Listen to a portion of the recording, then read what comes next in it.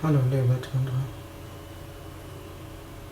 Ich will laut gern über ein Thema sprechen, was momentan ganz aktuell ist.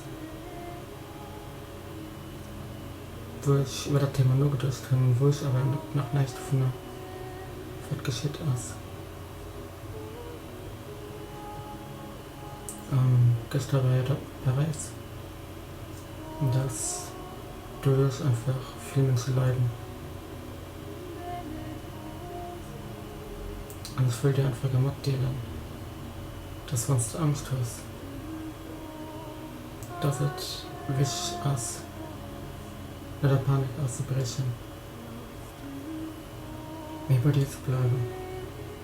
Das heißt also, wenn du Angst fühlst, bleib bei der Angst. Bleib dir auf Dosen.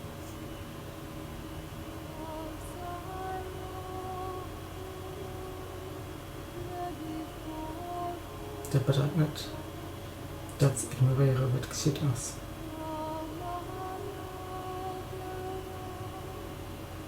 Weil das einfach viel Leid geschieht.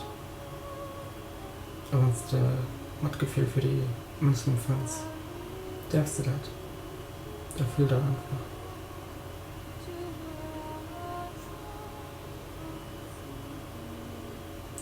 Gleichzeitig ist es aber so, dass wenn du findest, irgendwas gerade glücklich bist, darfst du auch das. Auch von gerade Leute Leid spüren. Du darfst sehen, denkst du was, egal was geschieht.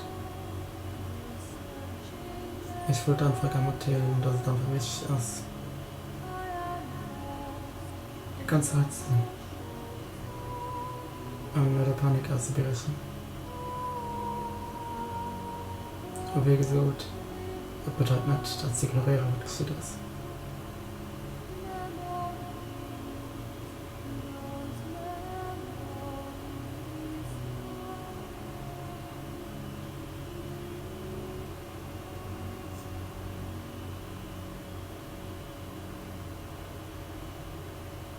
Du darfst alles für was du willst.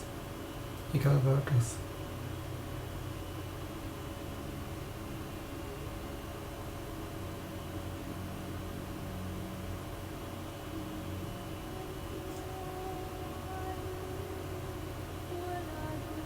Ja, ich wollte schon vergessen, ein Kerl ausschwatzen. Falls du dich gerne willst mitteilen, darfst du auch gerne über Kommentare machen. Oder Videobotschaft. Oder wie sie auch immer was machen. Und so eine Messe, dass du im bist. Dass du dabei bist. Merci. Und dann verabschiede ich mich auch von dir. Bis dahin.